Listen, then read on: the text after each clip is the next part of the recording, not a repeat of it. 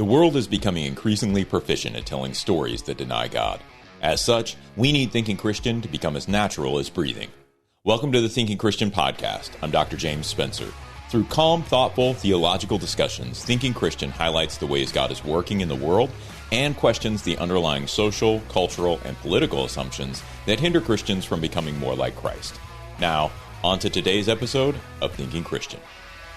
Hey everyone, welcome to this bonus episode of Thinking Christian. This week, on Monday, June 17th, the Surgeon General wrote a guest essay in the New York Times titled, "Why I'm Calling for a Warning Label on Social Media Platforms."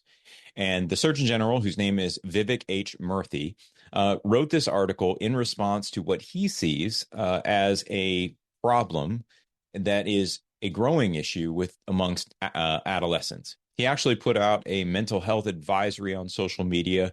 I think it was sometime last year. And I'll also link that in the show notes, as well as a piece that I wrote in response to that, sort of interacting with some of those ideas. But this is a really important moment.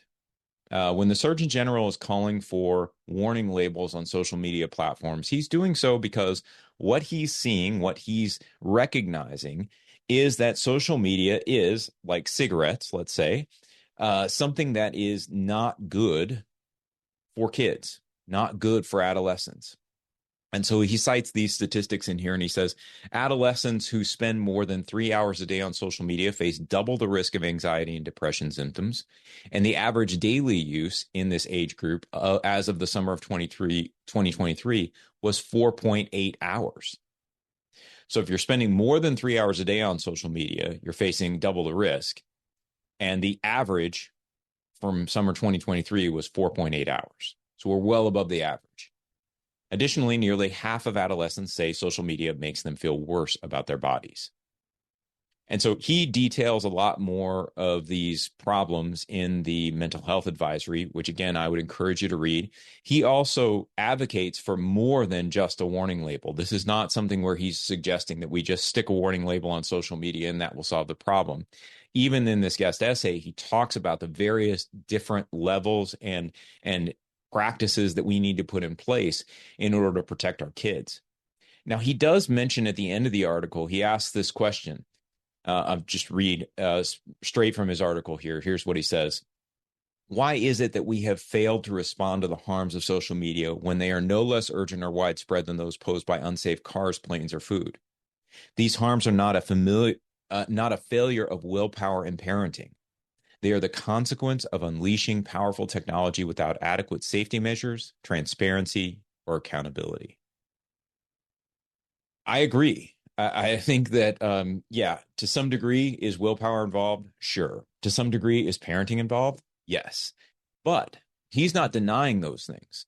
What he's saying is that we have unleashed this on ourselves, that this technology came on us and nobody really understood what it was, how it was going to affect kids' brains. We put it out there and just decided to see what was going to happen. Now we're seeing what's happening, and we need to come back and adjust. Now, what I would argue is that this is the case for any technology. And while I don't think that every technology should come with a warning label, I do think that the way we're implementing and adopting technologies is going to lend itself to this sort of situation occurring over and over and over again. You know, if we were in a situation where we were just releasing drugs from drug companies without any testing, without any oversight, without any accountability, we would probably have a lot more negative side effects from those things than we would under our current system.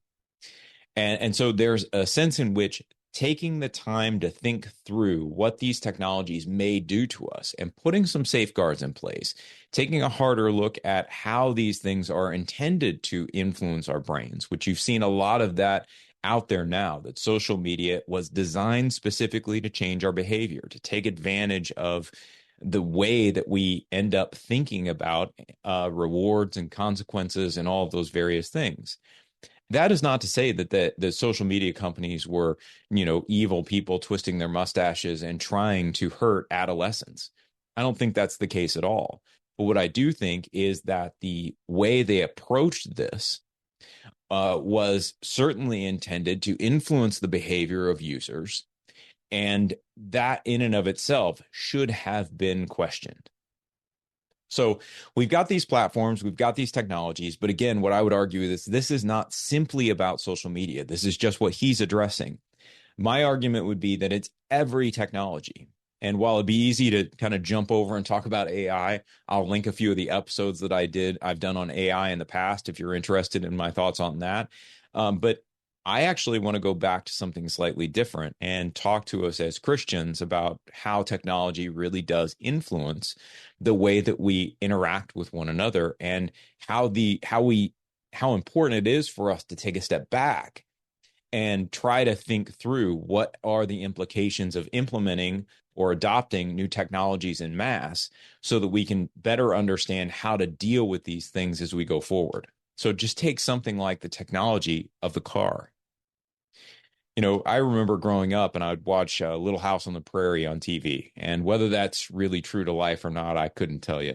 I'm not really astute on that arena of history. So we're going to take a little history lesson from Little House on the Prairie. But if any of you have ever watched that show, it's about a time prior to cars.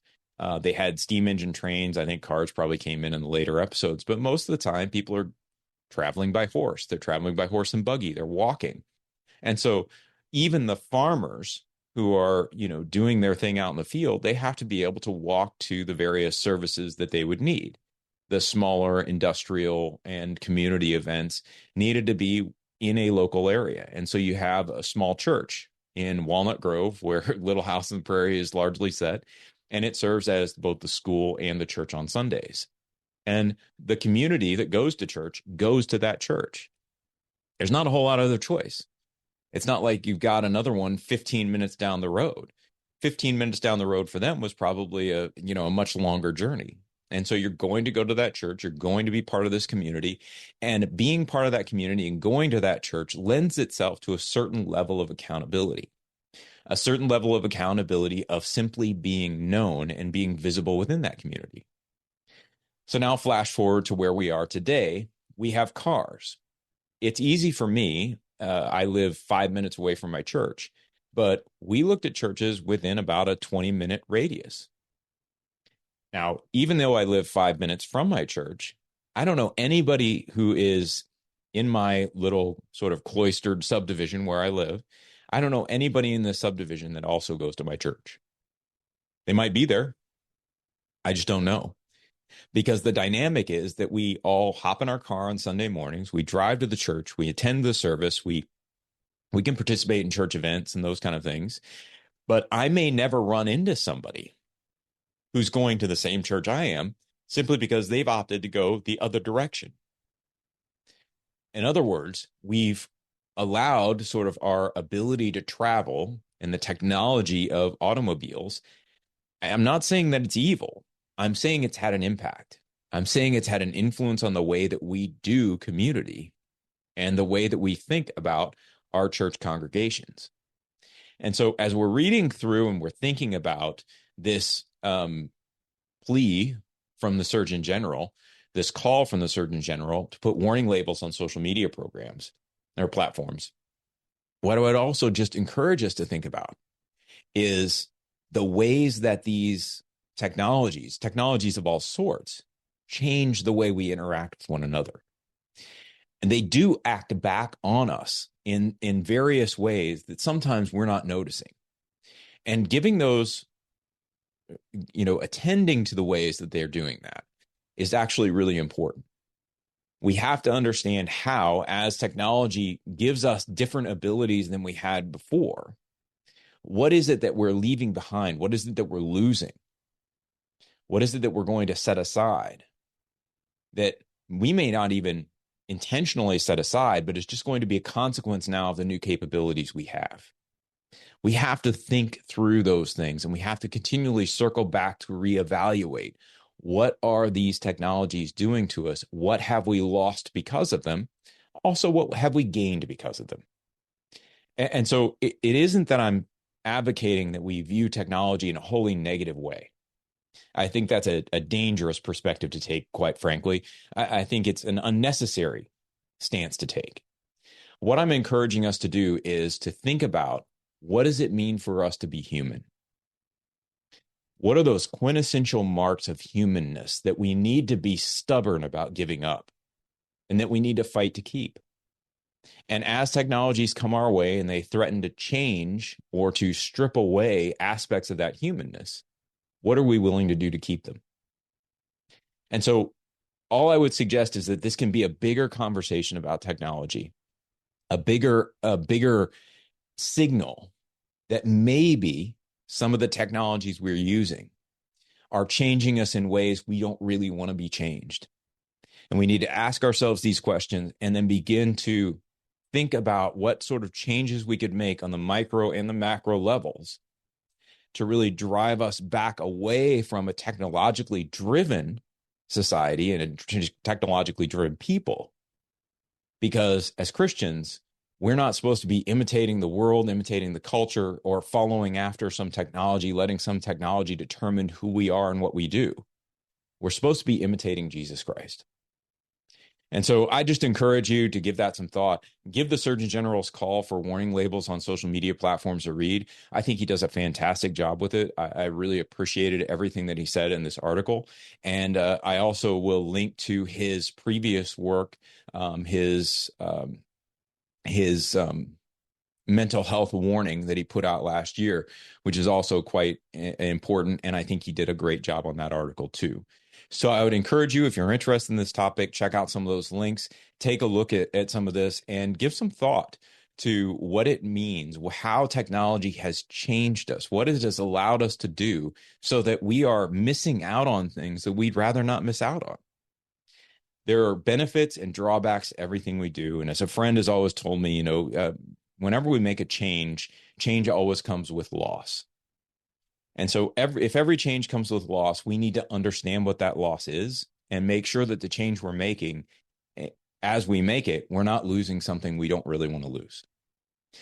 Hey, that's all we have for today on this bonus episode of Thinking Christian. I put these out periodically on Fridays just to give you all a little bit of a glimpse into some things that I feel are significant that have come out during the week and that we need to be thinking Christianly about. So hopefully this was helpful. As I said, take a look at the various articles. You got the weekend, check it out.